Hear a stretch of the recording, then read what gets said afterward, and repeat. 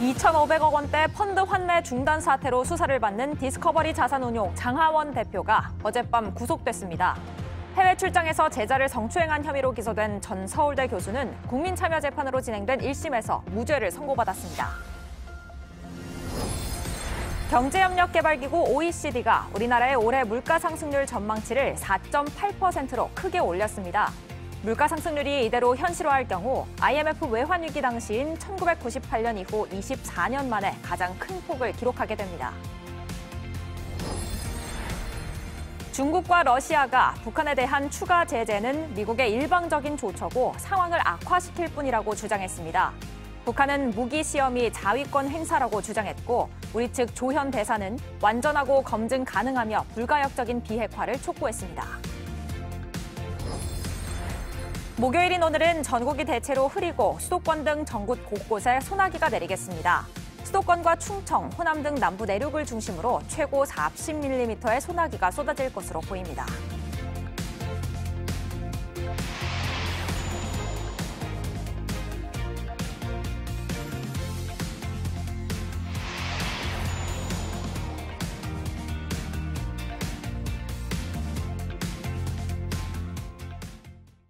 인테리어 티 좀 내볼까? 스페셜티 아이덴티티 뷰티 토탈리티. 하지만 그 완성은 퀄리티. 모든 인테리어의 기준은 결국 퀄리티니까. 퀄리티 인테리어 for life. LX 지인 인테리어. 야, 너 참 쉽게 산다. 나도 너처럼 살걸. 까비. 깨비 몰라? 오, 까비. 투자를 뚝딱. 깨비증권, KB증권. 오늘도 메이킹. 먹을 땐 걱정 없다. 비울 땐 확실하다. 아침이 가볍다. 변비 복부팩만 식욕부진. 한 번에 싹 메이킹. 대한민국 누구나 유쾌 상쾌 통쾌. 변비엔 메이킹. 시청자 여러분 안녕하세요. 설레는 하루를 만드는 습관 아침엔입니다. 사회적 거리두기가 풀리면서 스포츠 경기가 많이 활성화된 요즘이죠. 오늘은 어떤 스포츠 소식이 준비되어 있는지 궁금한데요. 이도성 기자. 네, 승부를 결정지을 수 있는 중요한 순간에 나오는 대타 작전. 어제 프로야구에서는 대타에 웃고 또 울었습니다. KT 오윤석은 9회 대타로 나와 말로 홈런으로 승부를 원점으로 돌렸고요. 이 동점을 허용한 키움은 연장 12회 말 마지막 공격 기회에서 타순을 착각해 타격감이 물오른 타자 대신 데뷔 첫 안타도 못 친 신인을 냈습니다. 오늘도 스포츠 소식으로 잠시 후에 돌아오겠습니다. 네, 안혜근 기자, 아침엔 월드에서는 어떤 소식이 기다리고 있나요? 러시아의 우크라이나 곡물 수출 봉쇄로 수백만 명이 아사할 수 있다는 경고가 나왔습니다. 이 와중에 러시아는 우크라이나 점령지에서 곡물 60만 톤을 도둑질했고 이 중 일부는 제3국에 수출까지 했다는 폭로도 나왔습니다. 탄소 감축 관련 퀴즈도 준비했습니다. 네, 아침엔 월드에서 더 자세하게 이야기 나눠보겠고요. 오늘 아침엔 라이프, 물가와 함께 점점 오르고 있는 채소 가격, 어떤 채소가 얼마나, 왜 이렇게 올랐는지 구체적으로 알아보겠습니다. 6월 9일 수요일 아침엔, 목요일 아침엔 시작합니다.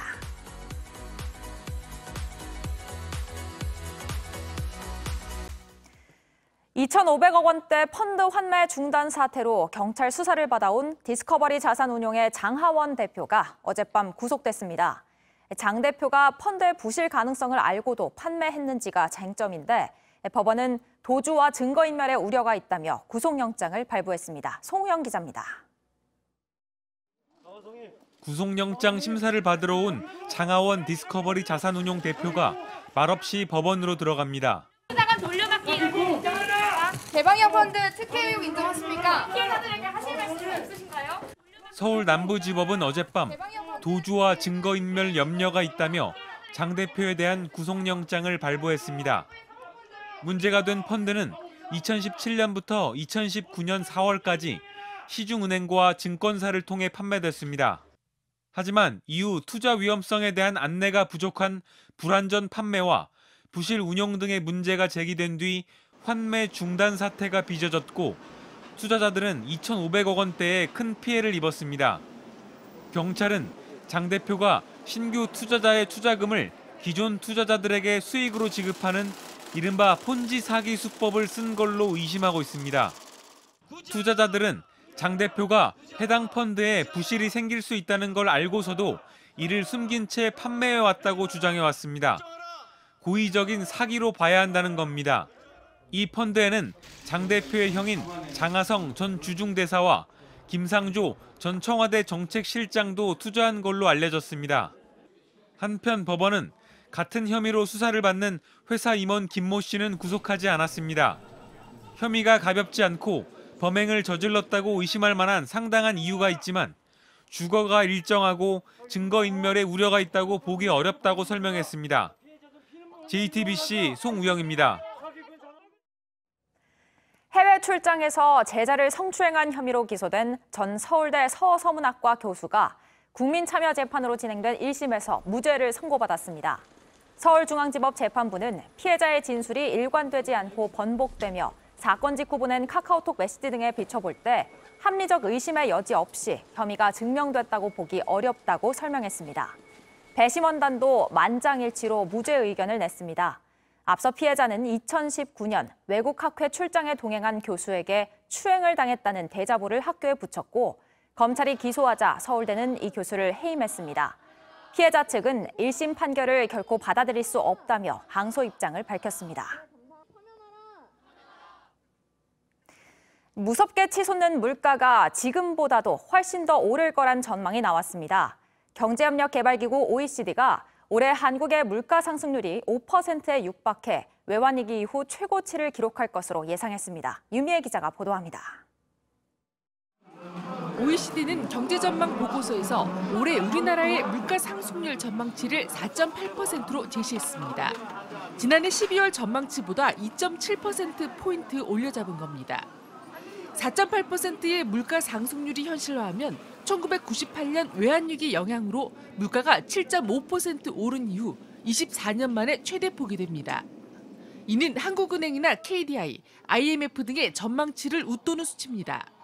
우크라이나 사태 여파로 원자재 가격이 크게 올랐다는 점이 물가 상승의 주요 원인으로 꼽힙니다. 정부가 연일 물가 안정을 최우선 과제로 외치고 있지만 물가 상승이 대외적 요인에 의해 발생한 불가피한 측면이 있으나 민생 안정을 위해서는 당면한 최우선 과제가 물가 안정입니다. 내년에도 상황이 나쁘긴 마찬가지입니다. OECD는 내년 우리나라의 물가 상승률 전망치도 1.5%에서 3.8%로 2.3%포인트 올려잡았습니다. 이런 가운데 국제 유가는 지금보다 더 오를 거라는 전망까지 나왔습니다. 중동 주요 산유국 중 하나인 아랍에미리트는 중국의 코로나19 봉쇄가 풀리면 더 많은 원유 수요가 생긴다면서 이같이 전망했다고 블룸버그 통신이 보도했습니다. OECD는 물가 상승 예측치는 크게 올리면서도 올해 우리나라의 경제 성장률은 기존 3%에서 2.7%로 내려잡았습니다. 세계 경제 성장률 전망도 잇따라 하향 조정되고 있습니다. OECD는 4.5%에서 3%로, 세계은행은 4.1%에서 2.9%로 각각 예상하면서 1970년대에 겪은 스태그플레이션이 50년 만에 다시 찾아올 가능성을 경고했습니다. JTBC 유미입니다. 지난달 유엔 안전보장이사회에서 대북 추가 제재의 거부권을 행사한 중국과 러시아가 이를 해명하기 위해 회의장에 섰습니다. 제재는 미국의 일방적인 조처고 상황을 악화시킬 뿐이라고 주장했습니다. 워싱턴 김필규 특파원입니다. 미국 뉴욕 유엔 본부에서 열린 총회 회의에서 중국 측 대사는 최근 한반도에서 긴장이 높아진 걸 미국 탓으로 돌렸습니다. 2018년 북한이 취한 조처에 대응을 하지 않고 오락가락했다는 겁니다. 比如缓解在某些领域对朝制裁，停止联合军演等等，关键是要行动起来，而不能只是嘴上说说，愿意无条件对话。 이날 회의는 지난달 유엔 안보리에서 대북 추가 제재 결의안에 거부권을 행사한 중국과 러시아의 이유를 듣기 위해 마련된 자리였습니다. 현재 서방의 집중적인 제재를 받고 있는 러시아는 제재 무용론을 펼쳤습니다. Однако проблемы безопасности, напрямую касающиеся в том числе и нашей страны, не могут решаться через примитивное использование санкционной дубинки, ведущее к серьезным побочным последствиям. 북한은 또 한 번 미사일 시험이 자위권 행사라고 주장했습니다. If DPR can be used to bolster up the self-defense capability, pose threat to international peace and security, UN Security Council should convince international community why United States is not considered threat to the international peace and security. 반면 한국의 조현 대사는 북한의 코로나19 상황에 대해 우려하면서도 태도 변화를 촉구했습니다. It should not be forgotten that their humanitarian suffering comes from state policy, not the ensuing sanctions. 중국과 러시아가 뭉쳐 미국에 맞서는 신냉전과 같은 상황에 접어들면서 북핵 문제는 점점 더 풀기가 어려워지는 모습입니다. 워싱턴에서 JTBC 김필규입니다. 이번엔 미국 증시 상황 알아보겠습니다. 미래에셋증권의 서상영 본부장 연결하겠습니다. 본부장님 안녕하세요. 네, 안녕하십니까. 네, 미 증시가 오늘은 하락을 했습니다. 어떤 흐름이었나요? 일단 미국 증시는 중국 정부의 무역 둔화 언급과 OECD의 글로벌 성장률 하향 조정 여파로 경기 침체 이슈가 부각되면서 하락 출발을 했었습니다. 그렇지만 반발 매수가 유입되면서 낙폭이 축소되기도 했었고요. 그런 가운데 인텔에 이어서 크레딧 스위스가 금융시장 변동성 확대로 IB 부문 실적 부진을 언급하자 시장 참여자들은 경기 침체 이슈에 따른 기업이익 둔화에 초점을 맞추면서 매물이 출이되었고요. 특히 국채 입찰에서 채권 수요 둔화에 따른 국채금리 상승이 지속되자 낙폭이 좀 더 이어졌다라고 보시면 될 것 같습니다. 지금 글로벌 경기 둔화 우려가 지속되고 있는데요. 오늘은 어떤 내용이었죠? 일단 전일 중국 상무부 차관이 대외 무역 안정화가 물류 문제, 원자재 가격 급등으로 수출입 모두에서 부담을 받고 있다고 언급을 하면서 글로벌 경기에 대한 우려가 부각이 되기 시작했었고요. 여기에 OECD가 경제 전망 보고서를 통해서 올해 글로벌 GDP 성장률을 우크라이나 사태를 이유로 4.5%에서 3.0%로 하향 조정을 하자 경기 둔화 우려가 더욱 자극을 받았다라고 보시면 될 것 같습니다. 그렇군요. 그리고 오늘 미 증시에서 특히 반도체 업종의 하락이 도드라졌는데요. 이유는 뭔가요? 일단 인텔의 CFO가 매크로 환경이 예상보다도 악화되고 있고 고객들이 재고 수준을 줄여서 칩에 대한 수요에 부정적인 영향을 주고 있다고 주장을 해서 반도체 종목 대부분을 하락하게 만들었습니다. 이는 결국 경기 둔화 이슈가 실적에 악영향을 줄 수 있다는 점에서 대부분의 종목을 하락을 부추겼고요. 그렇지만 시장 조사업체 팩트셋에 의하면 2분기 S&P 500의 영업이익은 전년 대비 4.1% 증가할 것으로 전망을 하고 있고 3분기 이후에는 10%대 증가를 기록할 것으로 예측하고 있어서 시장의 우려가 확산될 가능성은 제한된다라고 봐야 될 것 같습니다. 네, 마지막으로 오늘 우리 증시도 전망해 주시죠. 일단 미 증시가 경기 침체 이슈로 하락한 점은 한국 증시에 부담을 줄 것으로 판단하고는 있습니다. 특히 인텔이 칩 수요 둔화 우려를 표명을 하자 필라델피아 반도체 지수가 2.4% 하락한 점은 한국 증시에서 관련주의 부진 가능성을 높인다라고 봐야 될 것 같고요.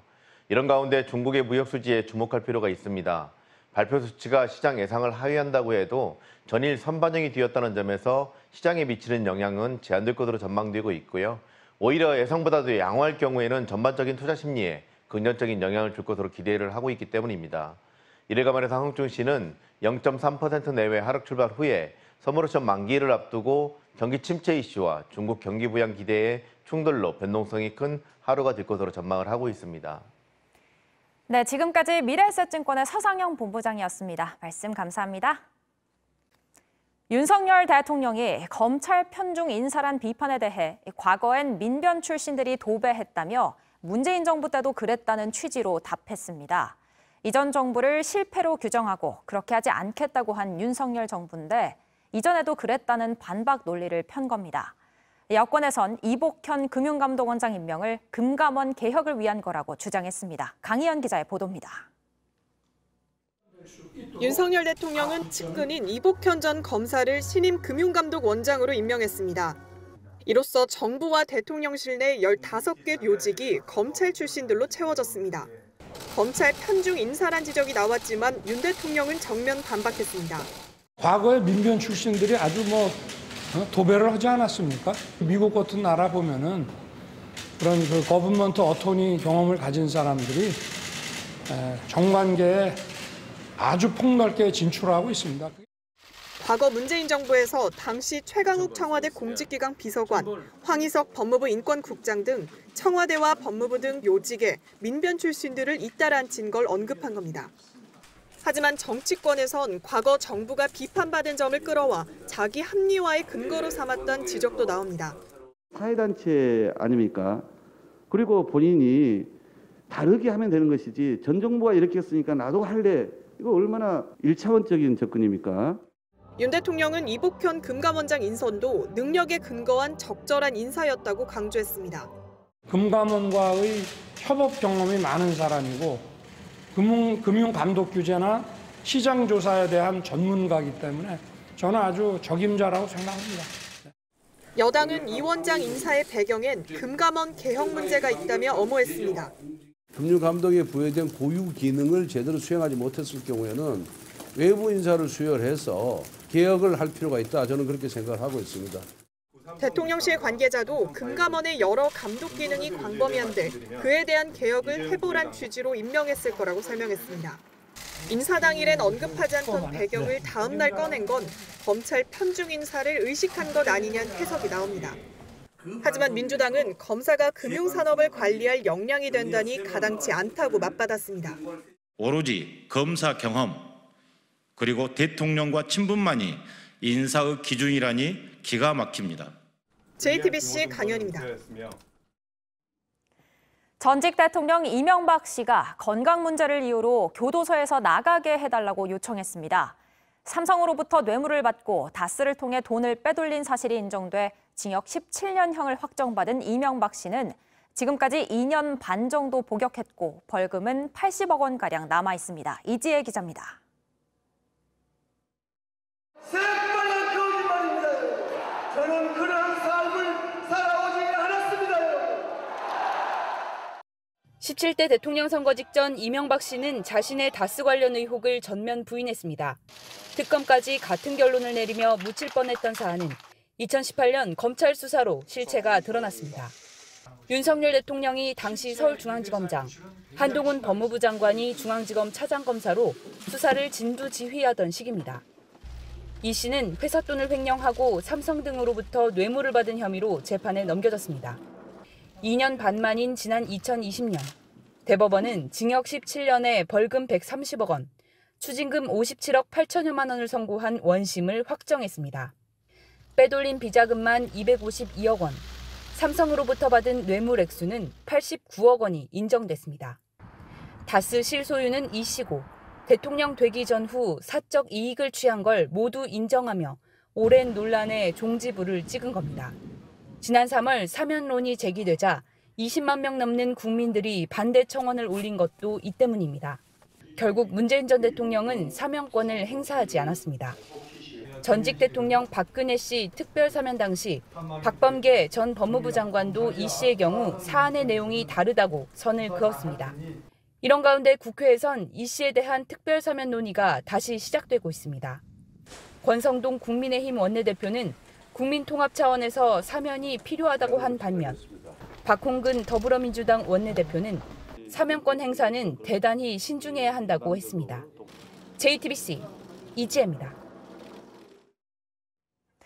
95세 현역 최고령 TV 음악 경연 프로그램 진행자로 기네스 기록에도 올랐던 송혜 씨가 어제 세상을 떠났지요.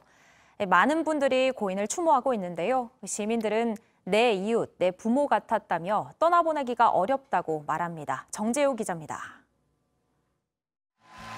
방방곡곡 울려 퍼진 이 말로 전 국민을 웃기고 울린 진행자. 한국! LA 노래자랑! 1988년부터 34년을 꼬박 맡아온 이 프로그램을 송혜 씨는 전 재산이라고 불렀습니다.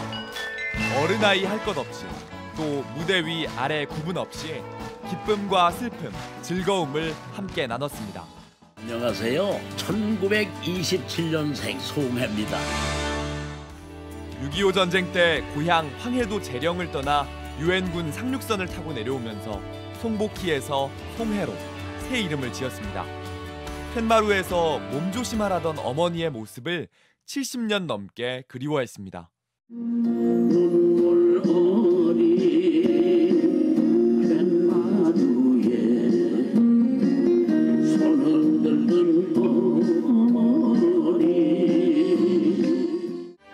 (2003년) 평양에서 전국 노래자랑을 진행할 때도 어머니와 여동생의 행방은 차마 묻지 못했는데 차례를 못 올렸었습니다.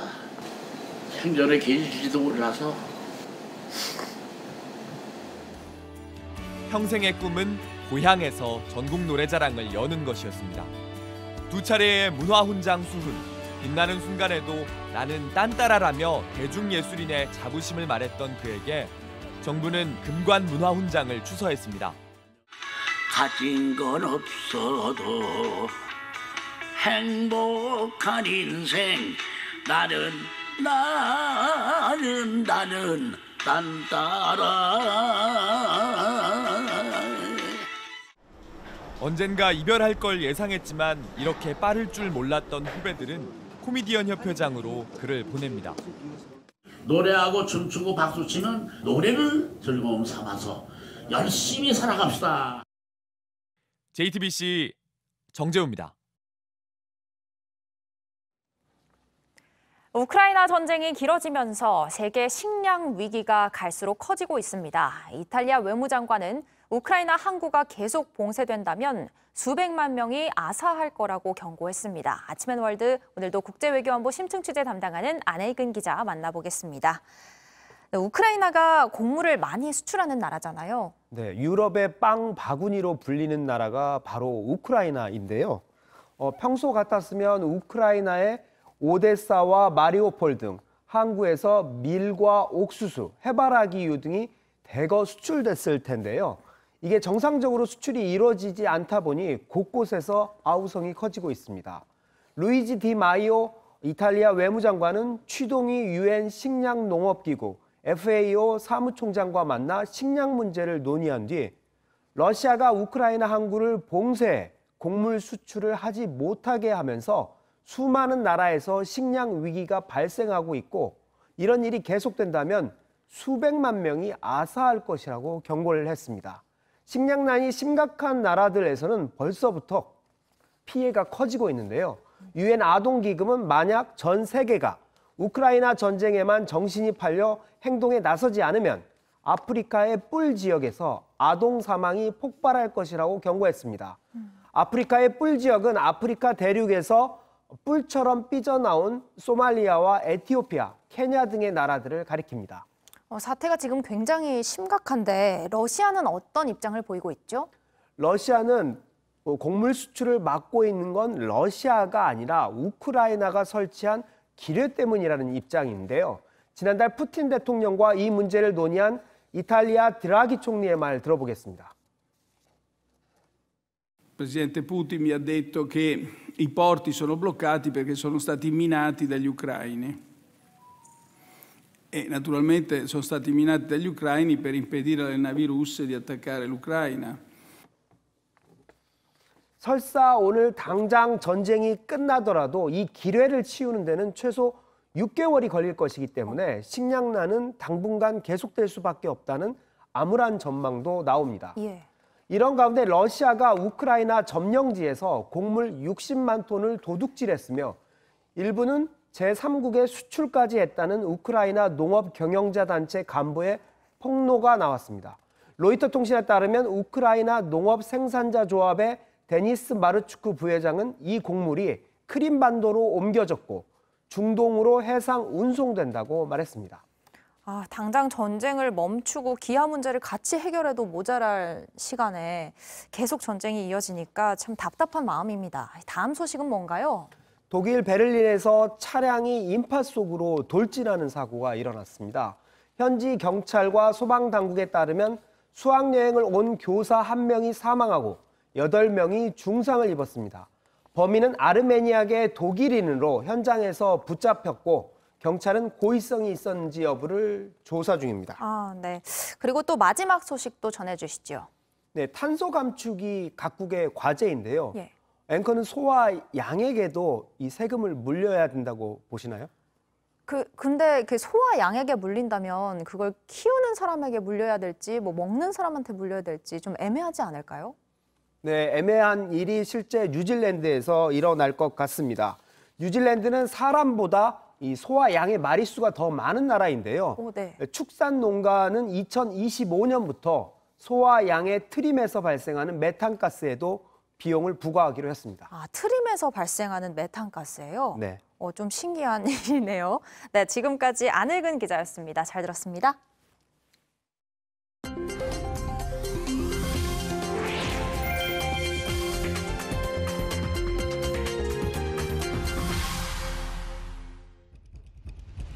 한 남성이 길을 걷고 있는데 뒤로 자동차 한 대가 멈춰섭니다. 뭔가 조짐이 심상치 않다 싶은 순간 갑자기 차에서 내린 괴한이 남성을 쫓기 시작하는데요. 도망치던 남성은 재빨리 손목시계를 풀어 길 옆 담장 너머로 던지고 이 모습의 괴한들은 우왕좌왕하다가 범행을 포기하고 자리를 뜹니다. 미국 로스앤젤레스 교외에서 일어난 일인데요. 대낮에 강도와 마주친 남성이 기지를 발휘하는 순간이었습니다. 시당국은 보석금 없는 범죄자 석방 정책이 도입된 후 범죄가 크게 늘었다면서 표적이 되지 않으려면 귀중품을 집에 두고 다니라고 권고하고 있습니다.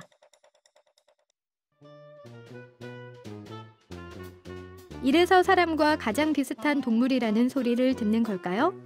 오랑우탄 한 마리가 전기차를 몰고 있습니다. 능숙하게 핸들을 다루는 모습이 한두 번 해본 게 아닌 듯 한데요. 무슨 페달을 밟고 어떻게 버튼을 눌러야 하는지 우연이 아니라 제대로 알고 있는 것 같습니다.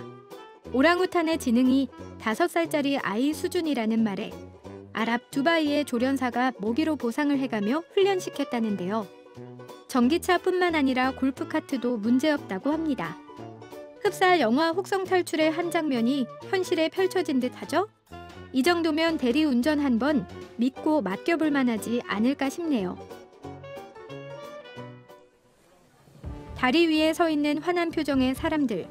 그런데 갑자기 다리가 와르르 무너지고 현장은 비명이 난무하는 아수라장으로 변합니다. 멕시코에서 출렁다리 재개통식 행사를 하던 중에 붕괴 사고가 일어난 건데요. 나무로 된 다리 바닥이 쇠사슬 난간과 분리되면서 밑으로 꺼졌습니다. 시장을 포함해 참석자 20여 명이 추락해 다쳤는데요.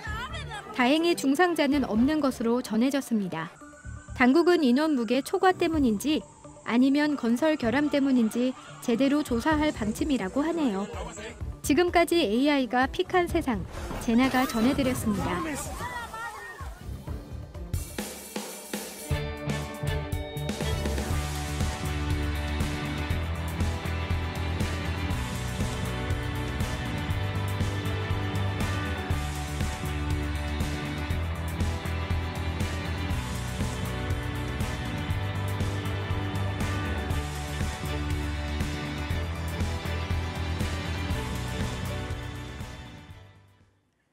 미국 뉴욕시의 지하철역에서 한 남성이 여성을 기차 선로로 집어 던지는 사건이 발생했습니다. 다행히 승객들의 도움으로 열차는 피했는데 최근 뉴욕 지하철에서 비슷한 범죄가 늘고 있습니다. 신진 기자입니다.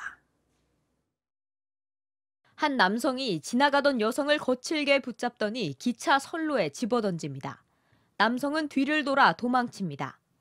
선로에 떨어진 여성은 승객들의 도움을 받아 기차와 부딪히기 전에 선로에서 빠져나왔습니다. 미국 뉴욕시 경찰은 현지 시간 7일 폭행 등의 혐의로 30살 남성을 체포했다고 밝혔습니다. 하지만 피해 여성은 쇄골뼈가 부러져 병원에 입원했습니다. 지난 1월엔 타임스퀘어역에서 61살 노숙자가 아시아계 여성을 떠밀어 살해했습니다. 지난 4월엔 출근길 맨하탄으로 가던 지하철 안에서 한 남성이 연막탄을 터뜨리고 총기를 난사해 10명 이상이 다쳤습니다. 뉴욕시 경찰청의 통계에 따르면 지난 10년 동안 뉴욕의 교통시설에서 발생한 범죄 건수가 감소 추세를 보이다가 최근 1년 사이 다시 급증했습니다. 뉴욕시는 뚜렷한 범죄 급증 원인을 찾지 못하고 있습니다. 코로나19 발생 이전에 비해 최근 승객 수가 여전히 적은데도 불구하고 지하철 등에서 범죄가 폭발적으로 늘고 있기 때문입니다. 올해 초 취임한 에릭 애덤스 뉴욕시장은 취임 직후 지하철 안전 대책을 내놓는 등 치안을 강화하는 데 힘쓰고 있습니다.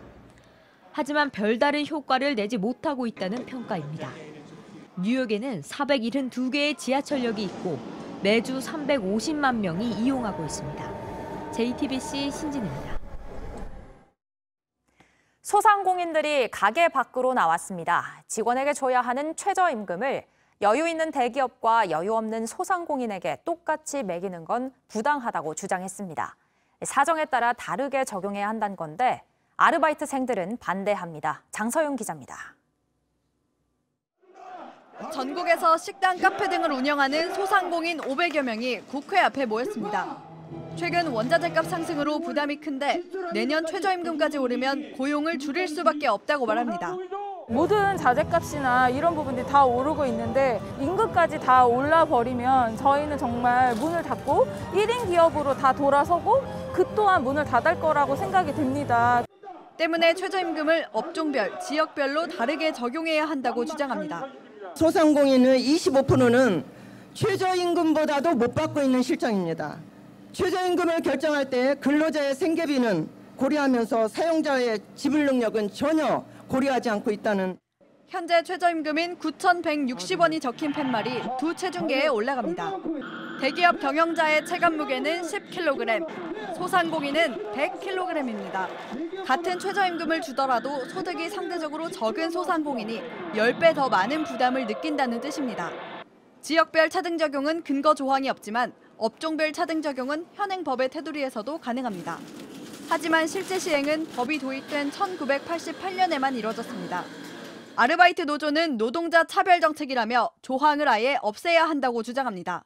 안 그래도 물가가 지금 급격히 올라가는 이 시점에 삶은 더욱더 이제 빈곤해질 가능성이 높고, 차등 적용의 법적 근거를 삭제해달라는 국회 청원은 5만 명의 동의를 얻어 이달 초 환경노동위원회에 회부됐습니다.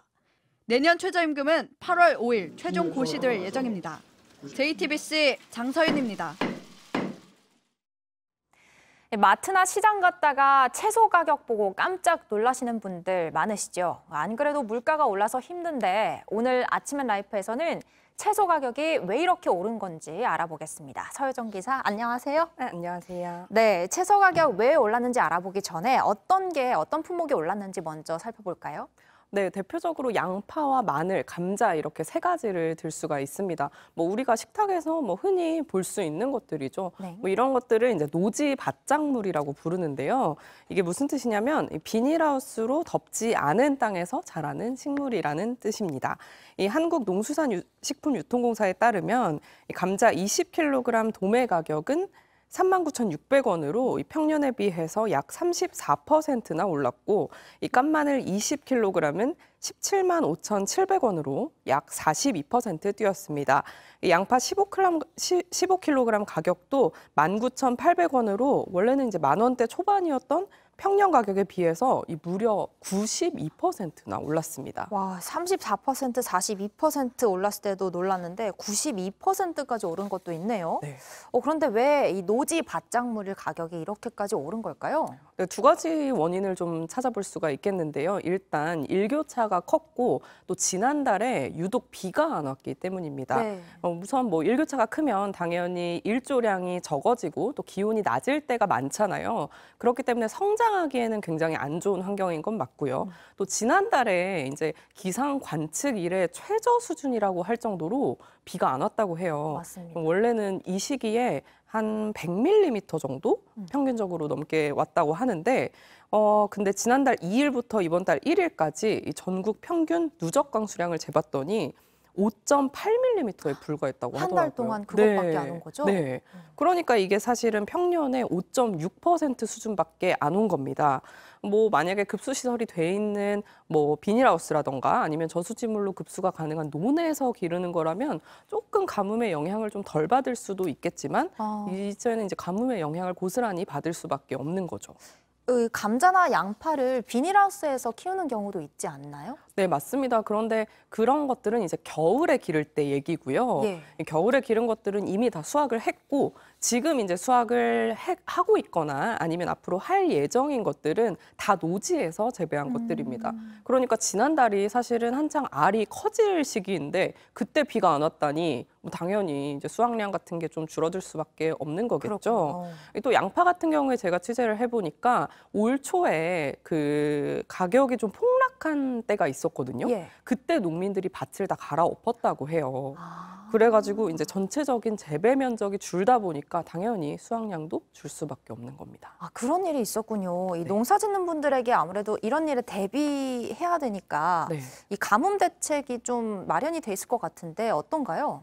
네, 가뭄 대책 정부가 이제 마련을 해서 운영을 하고 있습니다. 이 가뭄 대책비라는 게 있는데요. 예. 4월 말에 50억 원, 그리고 5월 말에 25억 원을 집행을 했고 또 최근에 보면 22억 원을 추가로 집행해서 대응을 하고 있습니다. 뭐 이게 어떻게 집행이 되냐면 이 밭 가까이에 있는 하천이나 배수로 공공 관정을 개발해서 물을 끌어오는 데 쓰이는 거고요. 예. 또 농식품부에서 말하기로는 이제 저수지를 좀 더 확충할 필요가 있다 이렇게 얘기를 하더라고요. 원래 저수지라는 건 이제 논에 물을 대기 위해서 이제 좀 쓰이는 건데 예. 남부지방 같은 경우는 날씨가 따뜻해서 거기다가 이제 감자나 양파를 재배하기도 하거든요. 그래서 그런 경우에 이제 저수지를 확충하면 좀 좋은데 아직도 그 저수지를 갖추지 않은 논이 전체 17%나 된다고 해서요. 뭐 이런 걸 갖추면 좀 좋을 것 같습니다. 아, 그래서 그런지 요즘 길러서 먹는 사람들이 꽤나 많은 것 같아요. 네, 맞습니다. 저도 좀 알아보니까 상추나 깻잎 같은 이런 잎채소가 또 최근에 가격이 좀 높게 형성된 때가 있었거든요. 예. 그럴 때 집에서 이제 길러서 먹는 사람들이 좀 많이 있었어요.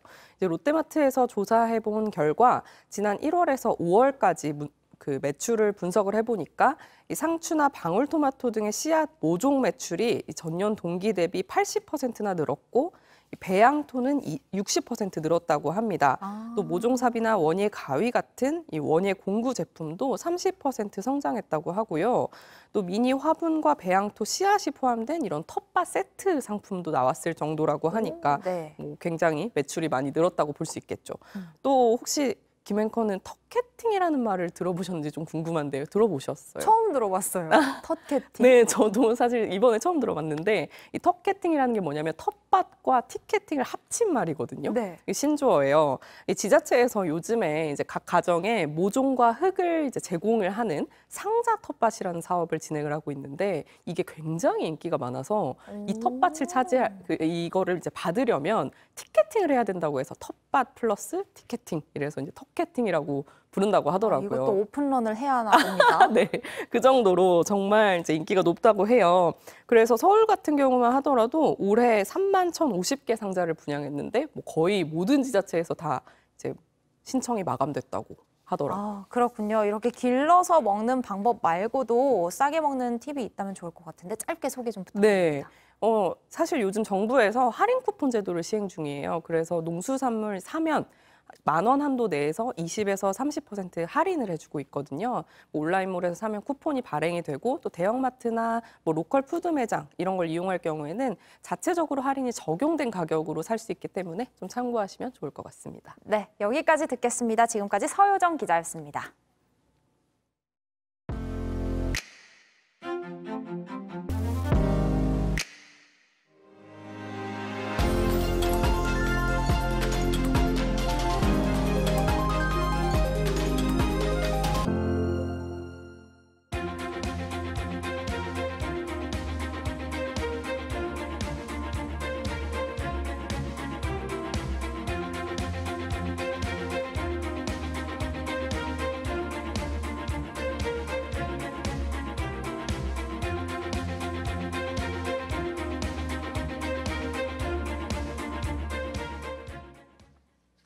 지난해 우리나라 1인당 국민 총소득이 처음으로 35,000달러를 넘어섰습니다. 한국은행에 따르면 지난해 1인당 국민 총소득은 35,373달러로 1년 전보다 10.5% 늘었습니다. 3년 만에 증가세로 돌아선 것으로 2017년 처음 3만 달러를 넘었던 1인당 국민 총소득은 2019년과 2020년엔 2년 연속 줄었습니다. 오늘 오전 9시부터 코로나19 방역 조치로 피해를 본 소상공인들은 2분기 손실보상금을 신청할 수 있습니다. 대상은 막바지 사회적 거리두기가 시행됐던 지난 4월 1일부터 17일 사이 영업 제한 조치를 받은 61만 2천여 명으로 손실보상 선지급점 KR 사이트에서 신청하면 100만 원을 받을 수 있습니다. 첫 닷새 동안은 사업자 등록번호 끝자리 기준 5부제로 시행되는데 오늘은 끝자리가 4와 9인 사업자가 신청할 수 있습니다.